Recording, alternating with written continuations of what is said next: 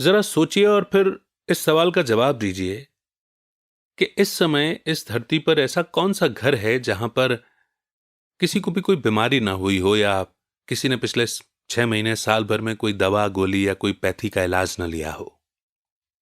आप शायद ही ऐसा घर ढूंढ पाए। मतलब साफ है कि कहीं ना कहीं हर घर में कोई ना कोई मेंटल या फिजिकल बीमारियां है ही हैं, क्योंकि हम एक ऐसे समय में रह रहे हैं जब हर इंसान की फिजिकल या मेंटल हेल्थ धीरे धीरे खराब होती जा रही है। कैंसर और डायबिटीज जैसी बीमारियां आजकल बहुत आम हो गई हैं, यहां तक कि बच्चों में भी आम हो चुकी हैं। स्ट्रेस और डिप्रेशन हर दूसरे इंसान को अपना शिकार बना रहा है। तो आप इन परेशानियों को दूर करने के लिए क्या कर सकते हैं?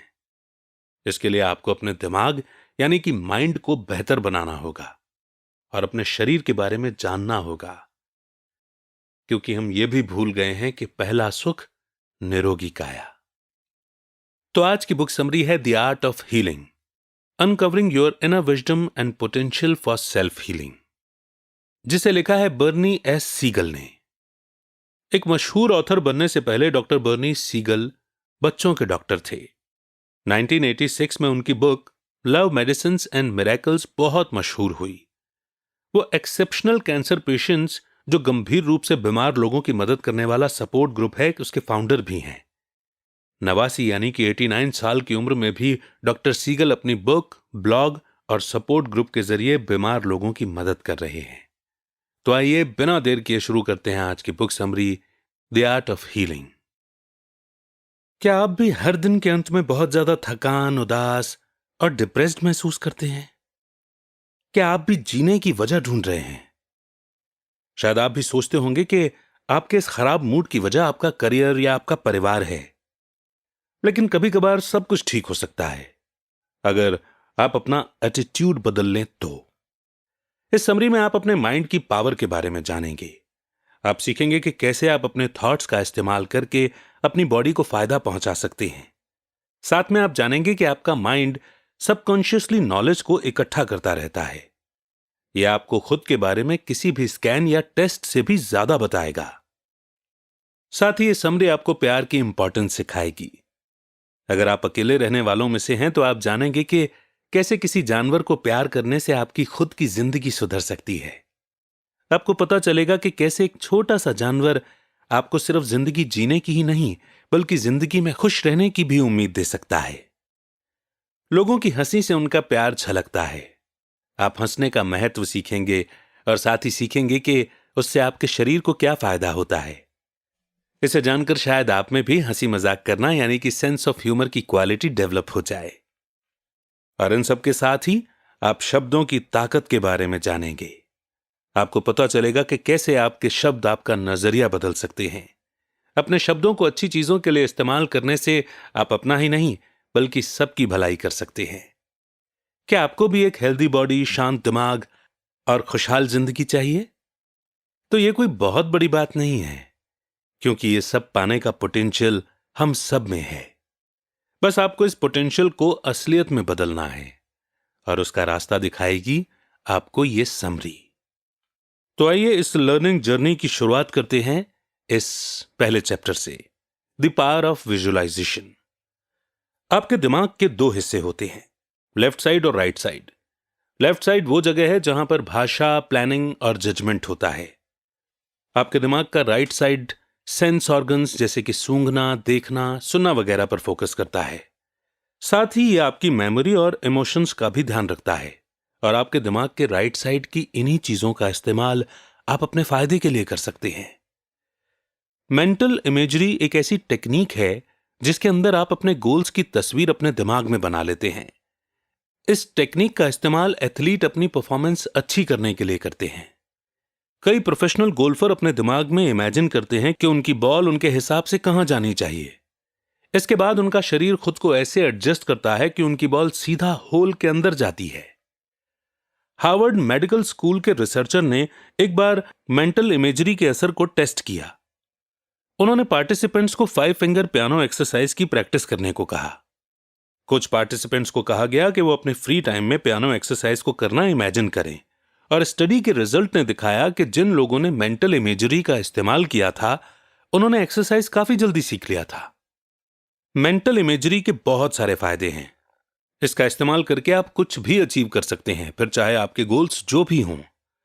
आपको बस खुद को उन्हें अचीव करते हुए इमेजिन करना है। हाँ जी, ये इतना ही आसान है। मतलब प्रैक्टिस करना तो जरूरी है ही, लेकिन विजुअलाइजेशन आपकी बहुत ज्यादा मदद कर सकता है। पेशेंट का इलाज करते हुए पॉजिटिविटी का होना बहुत जरूरी है।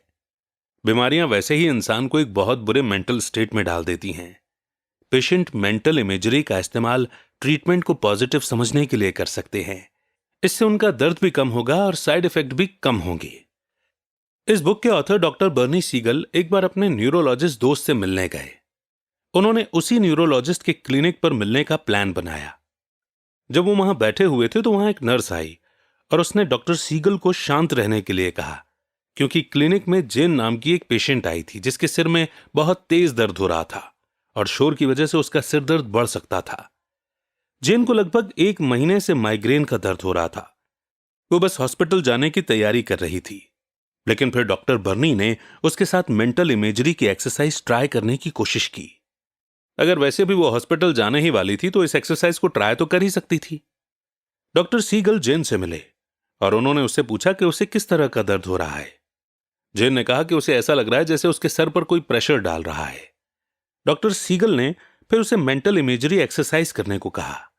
उन्होंने उसे ऐसा इमेजिन करवाया जैसे उसकी जिंदगी से प्रेशर खत्म हो रहा है। इस एक्सरसाइज के बाद डॉक्टर सीगल वापस आ गए, इस उम्मीद से कि शायद जेन ठीक हो जाए। कुछ मिनट बाद नर्स डॉक्टर सीगल से मिलने आई। वो बहुत ज्यादा हैरान थी। उसने उन्हें बताया कि एक्सरसाइज के बाद जेन खड़ी हुई और सीधा घर चली गई। उनके मेंटल इमेजरी एक्सरसाइज की वजह से जेन का दर्द खत्म हो गया था और जाते जाते उसने नर्स को एक मैसेज भी दिया। जेन ने उस नर्स को बताया कि उसकी जिंदगी में सबसे बड़ा प्रेशर था उसकी शादी। उसकी शादी की वजह से उसके ऊपर इतना दबाव था कि उसे सर दर्द होना शुरू हो गया था, और जब उसने उस प्रेशर को खत्म होते हुए महसूस किया तो उसका दर्द भी खुद ब खुद खत्म हो गया। यह है मेंटल इमेजरी की ताकत। और इस कॉन्सेप्ट को समझने के बाद बढ़ते हैं आगे नेक्स्ट चैप्टर पर, drawings, when conscious and unconscious disagree. हमारे दिमाग के 2 हिस्से हैं, एक कॉन्शियस और दूसरा सबकॉन्शियस। हमारे कॉन्शियस माइंड में क्लियर फीलिंग्स और थॉट्स होते हैं।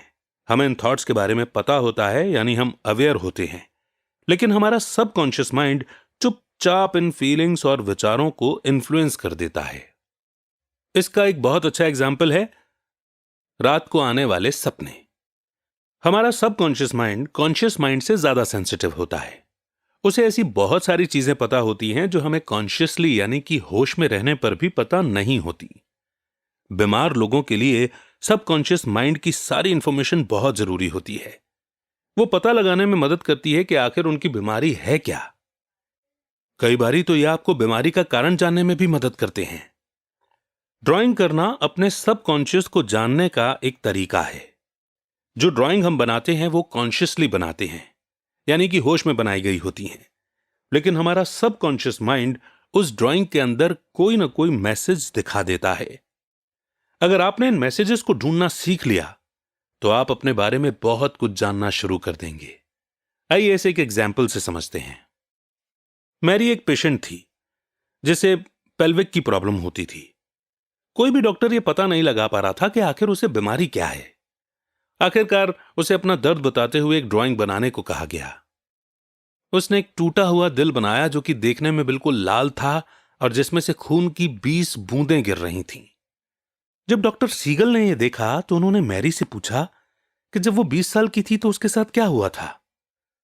सवाल सुनकर वो रोने लग गई और उसने बताया कि 20 साल की उम्र में उसे सेक्सुअली अब्यूज किया गया था, और डॉक्टर के लिए यह एक बहुत बड़ी जानकारी थी। इससे उन्हें पता चला कि इसी अब्यूज की वजह से उसका पेल्विक एरिया डैमेज हो गया था। मैरी का सबकॉन्शियस माइंड यह जानता था कि उसके शरीर में क्या दिक्कत है। हम सभी के दिमाग में यह ताकत होती है, हमें बस इसे इस्तेमाल करना आना चाहिए। यह जानकारी सिर्फ तभी काम नहीं आएगी जब आप बीमार होंगे। यह आपको बहुत सारे जरूरी डिसीजन लेने में भी मदद करेगी, जैसे कि आपकी शादी या करियर से जुड़ी बातें। जब कोई डॉक्टर अपने पेशेंट का डायग्नोसिस कर रहा होता है तो एकदम से बनाई गई ड्राइंग बहुत मददगार साबित होती हैं। इससे डॉक्टर को यह जानने में मदद मिलती है कि किसी बीमारी का इलाज किस तरह करना है। इसका मतलब यह नहीं है कि हमें टेस्ट या एक्सरे बंद कर देने चाहिए। इसका मतलब यह है कि हम पेशेंट का इलाज इस तरीके से थोड़ा और जल्दी बेहतर तरीके से कर सकते हैं। डॉक्टर सीगल के पास एक बार एक पेशेंट आया जो कीमोथेरेपी नहीं कराना चाहता था, लेकिन सभी को पता है कि कैंसर के लिए सबसे बेस्ट ट्रीटमेंट कीमोथेरेपी ही होता है। लेकिन फिर भी वो पेशेंट मना कर रहा था। उसे उस ट्रीटमेंट के साइड इफेक्ट से डर लग रहा था। अब क्योंकि डॉक्टर सीगल के पास और कोई रास्ता नहीं था, इसलिए उन्होंने उस पेशेंट को अपने ट्रीटमेंट की एक ड्राइंग बनाने के लिए कहा। उस पेशेंट की कीमोथेरेपी ड्राइंग्स कुछ येलो लिक्विड जैसी थी। वो उसके शरीर के अंदर जा रही थी और सीधा कैंसर तक पहुंच रही थी। उसने अपने व्हाइट ब्लड सेल्स को घोड़े पर सवार सिपाहियों की तरह बनाया जो कि कैंसर सेल्स पर वार कर रहे थे। फिर डॉक्टर सीगल ने उसकी ड्राइंग को समझने की कोशिश की। उन्होंने उस पेशेंट को बताया कि कैसे उसका दिमाग उसे बताने की कोशिश कर रहा था कि उसके लिए कीमोथेरेपी ही सबसे सही इलाज है। उसकी ड्राइंग में कीमोथेरेपी उसकी मदद कर रहा था। उस पेशेंट के कॉन्शियस माइंड ने इस ट्रीटमेंट से मना कर दिया था, लेकिन उसका सबकॉन्शियस माइंड ये ट्रीटमेंट चाहता था। अंत में उस पेशेंट ने कीमोथेरेपी कराने के लिए हामी भर दी, क्योंकि उसका सबकॉन्शियस दिमाग इस चीज के लिए राजी हो चुका था। किसी भी ड्राइंग में कुछ फैक्टर होते हैं जिनके बारे में आप सोच सकते हैं। जैसे कि आपने पहले भी देखा कि नंबर बहुत ज्यादा जरूरी होते हैं। रंग उस इंसान के इमोशन या मूड के बारे में बताते हैं। मूवमेंट या फिर डायरेक्शन का भी बहुत ज्यादा महत्व होता है। जैसे कि आप सोचिए कि एक इंसान नीचे लेफ्ट साइड से ऊपर राइट साइड की तरफ जा रहा है। इसका मतलब यह हो सकता है कि वो अपने डिप्रेशन से बाहर आने की कोशिश कर रहा है। लेकिन फिर भी जब आप ड्राइंग को समझने की कोशिश कर रहे होते हैं तो आपको बहुत ज्यादा ध्यान देना होगा। आपको पहले उस इंसान को समझना होगा, क्योंकि हर इंसान अलग होता है और इस चीज में कोई रूल नहीं होते। जैसे कि लाल अक्सर गुस्से के लिए या पैशन के लिए इस्तेमाल किया जाता है, लेकिन चाइनीज लोगों के लिए इसका मतलब होता है सक्सेस और गुड लक। इसी के साथ बढ़ते हैं आगे नेक्स्ट चैप्टर की ओर, एनिमल्स, फिजिक्स एंड इंट्यूटिव्स। अकेलापन एक बहुत बुरी चीज है। जब आप अकेले होते हैं तो अक्सर आपके बीमार होने के चांसेस बढ़ जाते हैं। साथ ही आपको मेंटल बीमारियां जैसे कि डिप्रेशन भी हो जाता है। अगर आप बिल्कुल अकेले हैं तो जरूरी है कि आप कोई रिश्ता बनाएं। इंसानों के बीच एक नया दोस्त ढूंढना अक्सर मुश्किल हो जाता है, लेकिन जानवरों के साथ ऐसा नहीं होता। उन्हें आप एनिमल शेल्टर या पेट स्टोर में देख सकते हैं। जब आपके ऊपर किसी जानवर की देखभाल की जिम्मेदारी आ जाएगी तो आपको आपकी जिंदगी जीने का एक मकसद मिलेगा। जब आप बीमार होंगे तो उस छोटे से जानवर का ध्यान रखना ही आपके ठीक होने का हौसला बनेगा। सबसे अच्छी बात तो यह है कि जानवर आपकी देखभाल का जवाब ढेर सारे प्यार से देते हैं। वो आपको इमोशनली बहुत ज्यादा सपोर्ट करते हैं। किसी जानवर का प्यार पाना या फिर किसी जानवर को प्यार करना, दोनों ही इंसान की हेल्थ पर बहुत अच्छा इफेक्ट डालते हैं। जब आप अपने पालतू जानवर के सिर पर हाथ फेरते हैं तो आपके शरीर में ऑक्सीटॉक्सिन रिलीज होता है और यह हार्मोन आपके पूरे शरीर को तंदुरुस्त रखने में मदद करता है। ऑक्सीटॉक्सिन तब भी रिलीज होता है जब एक मां अपने बच्चे को सबसे पहली बार अपनी गोद में उठाती है। यह हार्मोन आपको किसी दूसरे इंसान या जानवर के साथ एक गहरा रिश्ता बनाने में मदद करता है और आपको याद दिलाता है कि आप अकेले नहीं हैं। इसके साथ ही जानवर भी आपको जिंदगी की बहुत अच्छी बातें सिखा सकते हैं। यहां तक कि कभी कभार कुछ जानवर ही इंसानों के रोल मॉडल होते हैं। वो आपको याद दिलाते हैं कि आपको बाहर जाना है, खेलना है या एक्सरसाइज करनी है। वही आपको सिखा देते हैं कि आपको दूसरों के प्रति कोमल रहना है और अच्छे रिश्ते बनाकर रखने हैं। एक पेट के आते ही आपको अपनी जिंदगी में अच्छे बदलाव दिखने लग जाएंगे। जैसे कि अगर आप अपने कुत्ते को बाहर वॉक पर लेकर जा रहे हैं तो अपने आसपास देखिए कि दूसरे लोग किस तरह का व्यवहार कर रहे हैं। वो शायद आपसे आपके कुत्ते के सिर पर हाथ फेरने के लिए पूछेंगे और फिर वो उसी बहाने आपसे बात भी कर सकते हैं।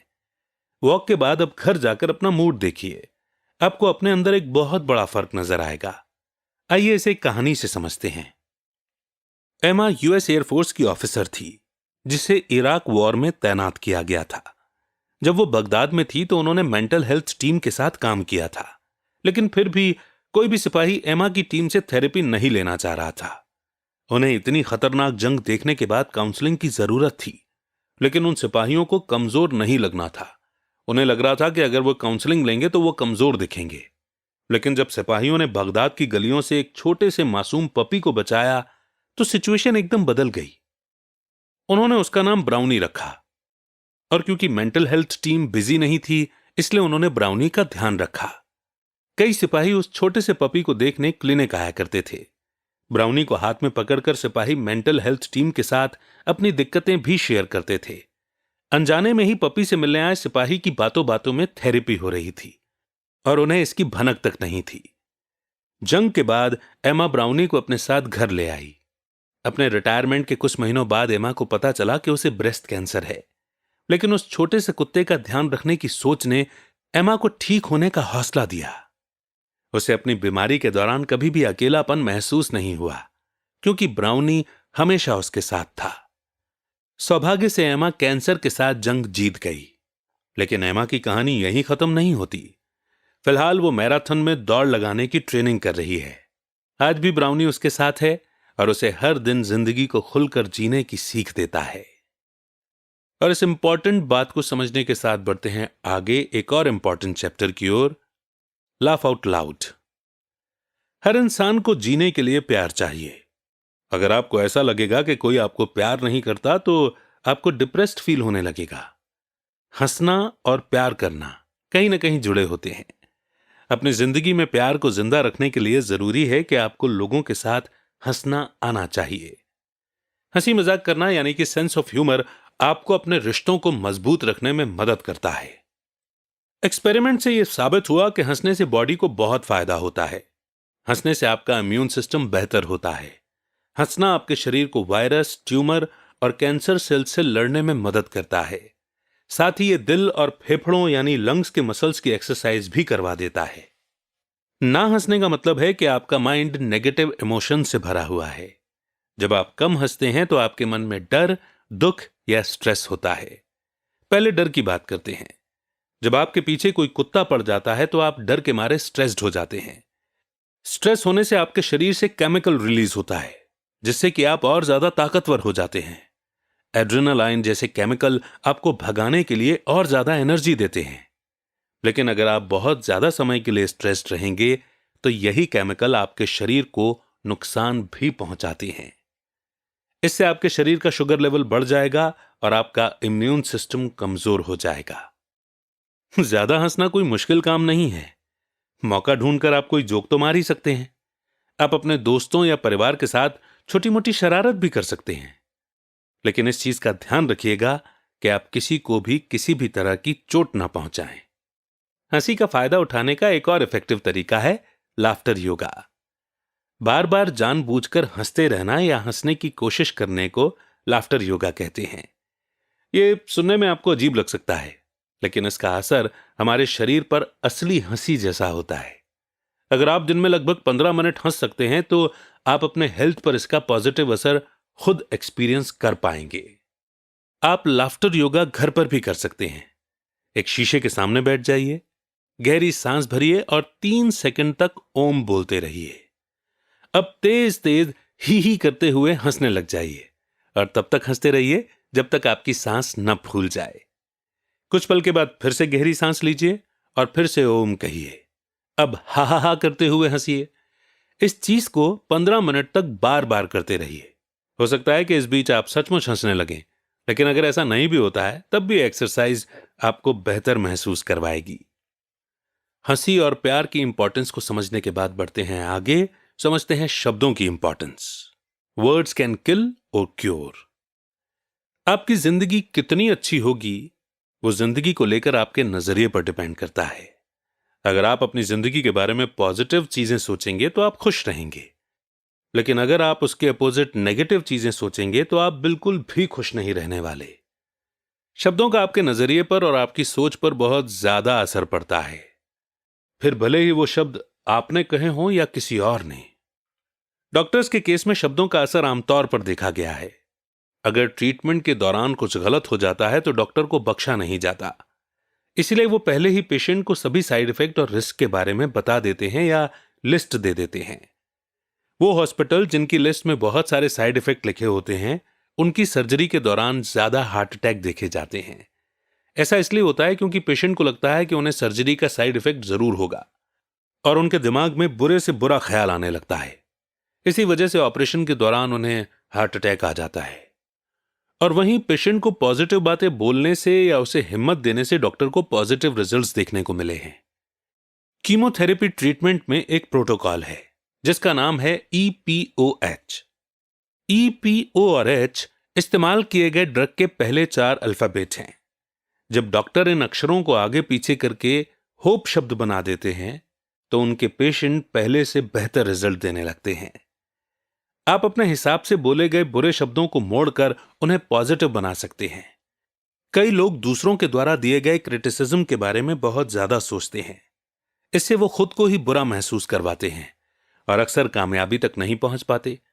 लेकिन अगर आप इसके बजाय अपनी जिंदगी में हो रही पॉजिटिव चीजों पर ध्यान देंगे तो आपको बेहतर महसूस होगा और आप ज्यादा प्रोडक्टिव भी हो जाएंगे। जेनिफर को बहुत छोटी सी उम्र में ब्रेस्ट कैंसर हो गया था। जैसे जैसे वो कैंसर से लड़ती रही वो डिप्रेस और मायूस होती गई। अगर उसका डिप्रेशन बढ़ जाता तो एक दिन वो आत्महत्या कर लेती। जेनिफर की थेरेपिस्ट ने उसे एक डायरी रखने के लिए कहा जिसमें उसे अपनी जिंदगी में मिली हर अच्छी चीज या आशीर्वाद लिखने के लिए कहा गया। इन चीजों को अपनी डायरी में लिखने के बाद वो अपनी जिंदगी की अच्छी चीजों के ऊपर ध्यान दे पा रही थी। ऐसा करते हुए 2 साल बाद जेनिफर फिजिकली और मेंटली दोनों तरह से बिल्कुल ठीक हो गई थी। दूसरे क्या कहते हैं उस चीज को तो आप बदल नहीं सकते, लेकिन आप अपने शब्दों को इस तरह इस्तेमाल कर सकते हैं कि उनसे आपको हिम्मत मिले। स्पोर्ट्स टीम के कोच अक्सर प्लेयर्स की हिम्मत बढ़ाने के लिए पॉजिटिव बातें करते हैं। इस तरह आप खुद के भी कोच बन सकते हैं। हिम्मत देने वाले शब्दों को एफर्मेशन कहा जाता है। ये आपको खुद में विश्वास दिलाते हैं और आपको आपका सही पोटेंशियल ढूंढने में मदद करते हैं। आप कई तरीकों से एफर्मेशन का इस्तेमाल कर सकते हैं। एक तरीका है एक ऐसा मैसेज बनाना जो हमेशा आपके दिमाग में रहे। अगर आप एक लॉन्ग टर्म प्रोजेक्ट कर रहे हैं तो आप एक मैसेज जैसे एक एक दिन करके यह प्रोजेक्ट पूरा हो जाएगा, या फिर आपकी एफर्मेशन सिर्फ कुछ ही शब्द जैसे कि शुक्राना और भरोसा भी हो सकते हैं। सबसे जरूरी चीज है कि आप इन शब्दों को पूरा दिन और हर दिन अपने दिमाग में रखें। नेक्स्ट चैप्टर है चूज लाइफ। आपका जिंदगी में मकसद क्या है? हम में से ज्यादातर लोग सिर्फ दूसरों के लिए जी रहे होते हैं।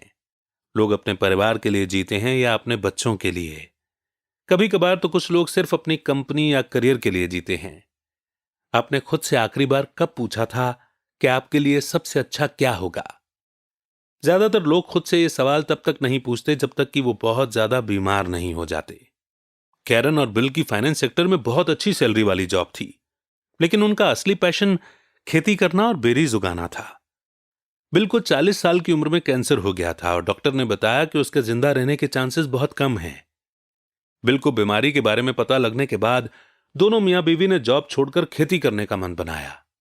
अपने कैंसर ट्रीटमेंट के 15 साल बाद आज बिल खुश भी हैं और स्वस्थ भी, क्योंकि उसे और उसकी बीवी को अब जिंदा रहने का असली मकसद मिल गया है। उनके प्रोडक्ट पूरी दुनिया में बिकते हैं। आप भी बिल और कैरन की तरह अपनी जिंदगी का असली मकसद ढूंढ सकते हैं, लेकिन इसके लिए आपको बीमार होने का इंतजार नहीं करना है। भावनाओं और हंसी की तरह जिंदगी में एक मकसद का होना भी बहुत जरूरी है। जब आप जिंदगी में किसी मकसद को पूरा करने के लिए जीते हैं तो आपके शरीर को भी एक पॉजिटिव मैसेज जाता है। आपका शरीर इस चीज को महसूस करता है और आपको जिंदा रहने में मदद करता है। यहां तक कि इसे इम्यून कॉम्पिटेंट पर्सनालिटी टेस्ट के द्वारा साइंटिफिकली साबित भी किया गया है। इस टेस्ट में कुछ इस तरह के सवाल होते हैं। क्या आपकी जिंदगी में जीवन जीने का कोई मतलब है? क्या आप सही तरीके से गुस्सा कर सकते हैं? क्या आपके कुछ ऐसे दोस्त या परिवार वाले हैं जिनसे आप समय आने पर मदद ले सकते हैं? क्या जरूरत पड़ने पर आप उनसे मदद मांग पाएंगे? क्या आप किसी ऐसे इंसान को किसी ऐसी चीज के लिए मना कर सकते हैं जो आप नहीं करना चाहते? आप अपनी सेहत से जुड़े फैसले अपनी जरूरतों के हिसाब से लेते हैं? क्या आपकी जिंदगी में खुशियां हैं? अगर आपने इन सभी सवालों का जवाब हां में दिया है तो मुबारक हो, आप इस इम्यून कॉम्पिटेंट पर्सनालिटी टेस्ट में पास हो चुके हैं। इसका मतलब है कि आपका माइंडसेट बिल्कुल सही है और आपका शरीर बीमारियों से लड़ने के लिए बिल्कुल फिट और हेल्दी है। आप में चुनौतियों का सामना करने के लिए अच्छी खासी मेंटल ताकत भी है। लेकिन अगर कुछ सवालों का जवाब ना था तो शायद आपको अपने अंदर थोड़े बदलाव करने होंगे। अपने एटीट्यूड को बदलने की कोशिश कीजिए। शायद इससे आपकी पूरी जिंदगी बदल जाए। और आइए अब कंक्लूजन, यानी कि अभी तक हमने जो पढ़ा और सुना, उन सारी अच्छी बातों को पॉइंट्स के रूप में दोहरा लेते हैं। पहले समरी में आपने सीखा कि मेंटल इमेजरी का इस्तेमाल करके आप कुछ भी हासिल कर सकते हैं। अब आपको पता है कि किस तरह आप अपनी इमेजिनेशन का फायदा उठाकर अपनी बॉडी को महान चीजें करने के लिए गाइड कर सकते हैं। दूसरी चीज आपने सीखी कि आपका सबकॉन्शियस माइंड आपके बारे में सब जानता है। आपने सीखा कि किस तरह आप ड्राइंग का इस्तेमाल करके अपने सबकॉन्शियस माइंड में इकट्ठा हुई इंफॉर्मेशन पता कर सकते हैं। आपको यह भी पता है कि ड्राइंग का मतलब किस तरह निकालना है, और इस इंफॉर्मेशन के साथ आप अपनी जिंदगी में सेहत और रिश्तों को लेकर बेहतर डिसीजन ले सकते हैं। तीसरा, आपने किसी के साथ की अहमियत के बारे में जाना। अब आपको पता है कि अकेले रहने की या अकेलेपन के कितने ज्यादा नेगेटिव असर होते हैं।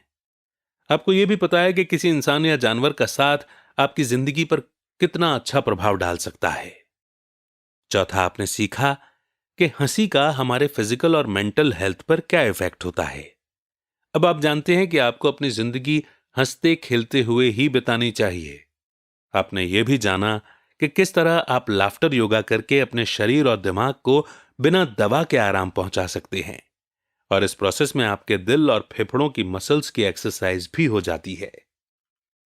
पांचवा, शब्द आपकी जिंदगी बदल सकते हैं। आप अपनी जिंदगी सिर्फ कुछ अच्छे और पॉजिटिव शब्दों को सुनकर और उन पर ध्यान देकर बेहतर बना सकते हैं। जिन शब्दों का इस्तेमाल आप करते हैं वो आपकी जिंदगी में एफर्मेशन के रूप में पॉजिटिविटी ला सकते हैं। और आखिरकार, आपने अपनी जिंदगी में एक मकसद ढूंढने का महत्व समझा। अब आपको पता है कि अपनी जिंदगी किसी और के लिए जीना आपकी सेहत के लिए अच्छा नहीं होता। छोटी छोटी चुनौतियों से लेकर बड़ी बड़ी बीमारियों तक आप किसी भी मुसीबत का आराम से सामना कर सकते हैं। बस आपके पास सही माइंडसेट और नॉलेज होनी चाहिए। अपने आसपास प्यार और पॉजिटिविटी का माहौल बनाकर रखिए। खुद को जानने के लिए खुद को थोड़ा समय दीजिए। अगर आप इन चीजों को कर लेंगे तो आप एक ऐसी जिंदगी जिएंगे जो अच्छी सेहत, पैसे और